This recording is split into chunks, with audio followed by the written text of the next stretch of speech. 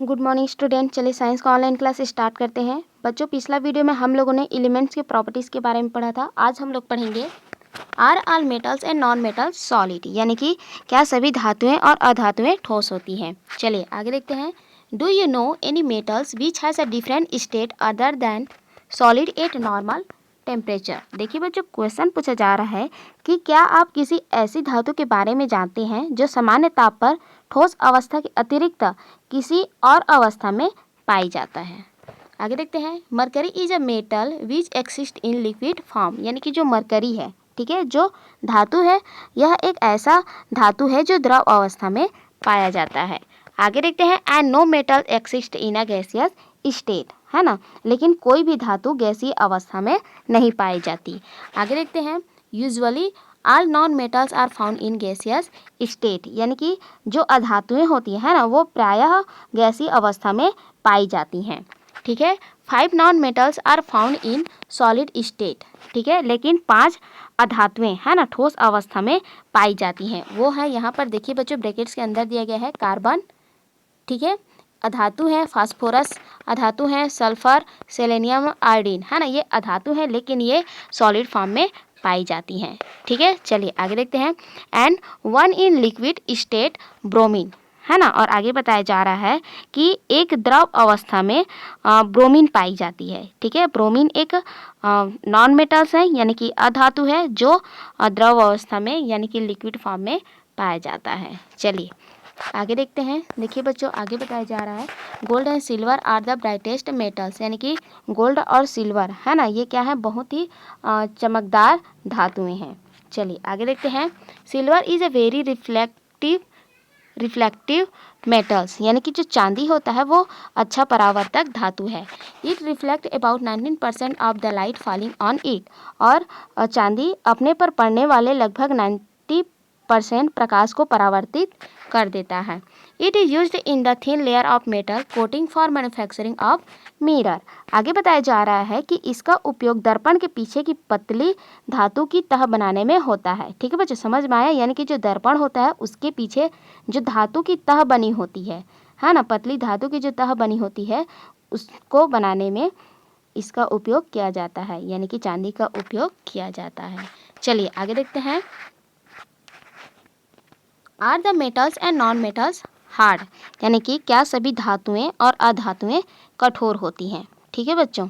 चलिए आगे देखते हैं। यूजुअली मेटल्स आर हार्ड, यानी कि धातुएं प्रायः कठोर होती हैं। It is very difficult to cut them, है ना, इनको काटना बहुत कठिन होता है। Because of this hardness they are very useful to us, यानी कि इनकी कठोरता के कारण इनका, है ना, इनका उपयोग बहुत होता है, ठीक है। कहने का अर्थ यह है कि कठोरता के इस गुण के कारण ये हमारे लिए बहुत उपयोगी होते हैं। आगे देखते हैं। Iron is a very hard metal, यानी कि जो आयरन है, यानी कि लोहा, बहुत कठोर धातु है। So it is used in the making of houses, bridge, rail, vehicles and machine, ठीक है बच्चों, समझ में आया। यानी कि लोहा बहुत कठोर धातु है, इसलिए इसका उपयोग हाउस बनाने में, ब्रिज बनाने में, रेल्स, व्हीकल्स एंड मशीन बनाने में किया जाता है। आगे देखते हैं। On the other hand sodium and potassium are also metals but soft, ठीक है। आगे बोला जा रहा है कि दूसरी ओर सोडियम और पोटेशियम धातुएं नरम होती हैं, ठीक है, क्या होती हैं, सॉफ्ट होती हैं, यानी कि नरम होती हैं। They can easily be cut by a knife, ठीक है, और इन्हें चाकू से आसानी से नाइफ यानी कि चाकू से आसानी से काटा जा सकता है, ठीक है। चलिए आगे देखते हैं। Usually non metals are not hard, यानी कि अधातुएं प्रायः कठोर नहीं होती हैं। But diamond is the hardest substance in the nature, ठीक है, लेकिन हीरा, है ना, जो एक अधातु है ना, कार्बन का एक रूप है, वो प्राकृतिक पदार्थों में सबसे कठोर है, ठीक है बच्चों, समझ में आया। यानी कि अधातुएं प्रायः कठोर नहीं होती है, लेकिन हीरा प्राकृतिक पदार्थों में सबसे कठोर है। चलिए आगे देखते हैं। आगे दिया है बच्चों, देखिए यहाँ पर 5.1.4 are metal and non metal ductiles, ठीक है, यानी कि क्या सभी धातुएं और अधातुएं डक्टाइल्स, यानी कि तन्य होती हैं। चलिए आगे देखते हैं। Usually which wire have you seen, ठीक है, यानी कि आपने प्रायः किन तत्वों के तार देखे हैं, ठीक है बच्चों, क्वेश्चन पूछा जा रहा है कि आपने किन तत्वों के तार देखे हैं, ठीक है, किन किन तत्वों का तार देखा है। आगे देखते हैं, have you seen sulphur wire, ठीक है, क्या आपने सल्फर के तार देखे हैं। आगे देखते हैं, the property of metal to be draw into wire is known as ductility, ठीक है, यानी कि किसी धातु का वह गुण जिसके कारण उसके तार खींचे जा सकते हैं तन्यता कहलाता है। चलिए आगे देखते हैं, in our house in the bulb thin wire of tungsten metal is used, ठीक है, बताया जा रहा है कि हमारे घरों में प्रयुक्त बिजली के बल्बों में, ठीक है, टंगस्टन धातु का पतला तार होता है। ठीक है, देखिए होंगे जो बल्ब होता है उसमें टंगस्टन धातु का एक पतला तंतु होता है, ठीक है, यानी कि तार होता है। आगे देखते हैं, the property of ductility is not present in non metal, ठीक है, बताया जा रहा है कि अधातुओं में तन्यता का गुण नहीं होता है। We can not have wire of non metal, ठीक है, हम अधातु के तार नहीं प्राप्त कर सकते। But now a day by new modern method wire are carbon and being built, ठीक है, किंतु आधुनिक तकनीक का उपयोग कर कार्बन के भी तंतु बनाए जाते हैं। चलिए आगे देखते हैं। देखिए बच्चों, यहाँ पर बताया जा रहा है the property of ductility is maximum in gold, 2 kilometre wire can be drawn from 10 gram of gold, ठीक है, ध्यान दीजिएगा बच्चों, यहाँ पर बताया जा रहा है कि जो सोना होता है ना, उसमें जो डक्टिलिटी का प्रॉपर्टी है यानी कि जो गुण है वो बहुत अधिक होता है, ठीक है, यानी कि सोने में तन्यता का गुण सबसे अधिक होता है और 10 ग्राम सोने से लगभग 2 किलोमीटर लंबे तार खींचे जा सकते हैं। चलिए आगे देखते हैं, gold and silver are very malleable, ठीक है, यानी कि सोना और चांदी अधिक आघातवर्धनीय होती हैं, ठीक है, मिलिएबल यानी कि आघातवर्धनीय होती है। Due to this property they can be beaten to very thin sheets are decorating by silver foils, ठीक है, आगे बताया जा रहा है कि सोना और चांदी अधिक मिलेबल होती हैं, ठीक है, और इसी गुण के कारण इन्हें पीटकर इनकी बहुत पतली चादरें सीट बनाई जाती हैं और चांदी में वर्क से मिठाइयों को भी सजाया जाता है, ठीक है, चांदी के वर्क से मिठाइयों को भी सजाया जाता है।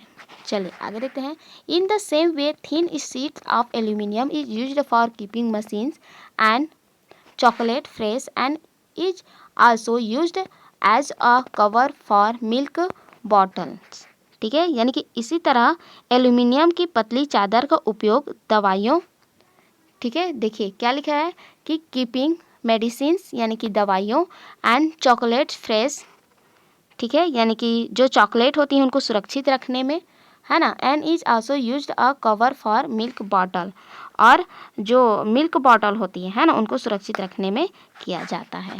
चलिए आगे देखते हैं, let us see some other properties of metals and non metals, यानी कि आइए मेटल्स और नॉन मेटल्स के कुछ और गुणों का अध्ययन करें।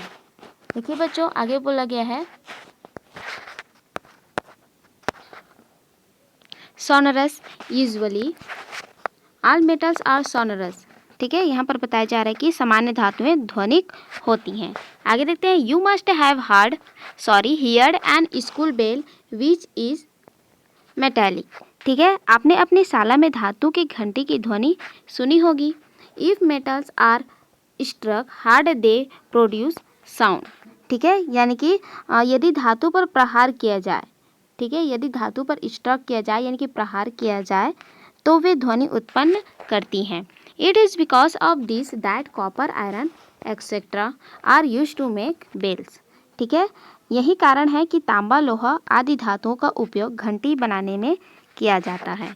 आगे देखते हैं, the string of metals are also used in same musical instrument like sitar, guitar, banjo etcetera, ठीक है, आगे बताया जा रहा है कि जो इंस्ट्रूमेंट होती हैं यानी कि जो वाद्य यंत्र होती हैं जैसे कि सितार, गिटार और बैंजो आदि में भी धातु के तार का उपयोग किया जाता है।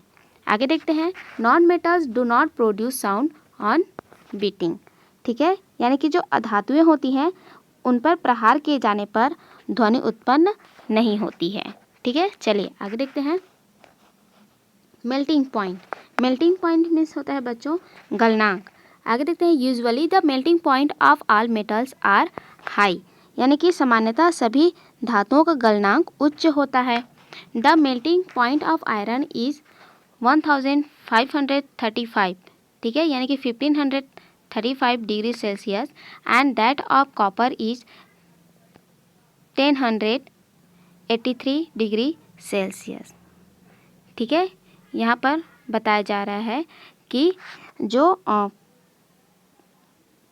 लोहा होता है ना, उसका गलनांक 1535 डिग्री सेल्सियस होता है, तथा तांबे का जो गलनांक होता है वह 1083 डिग्री सेल्सियस होता है।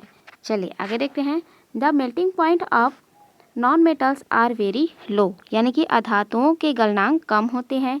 The melting point of sulphur is 119 degree Celsius and that of iodine is 130 degree Celsius, ठीक है, यानी कि जो सल्फर होता है ना, उसका जो गलनांक होता है वो 119 डिग्री सेल्सियस होता है, तथा जो आयोडीन होता है उसका गलनांक 113 डिग्री सेल्सियस होता है। ठीक है बच्चों, आज के लिए इतना ही। नेक्स्ट वीडियो में आगे पढ़ेंगे, तब तक आप इस वीडियो को पढ़िए, है ना, फिर से समझिए। नेक्स्ट वीडियो में आगे पढ़ेंगे, तब तक के लिए थैंक यू।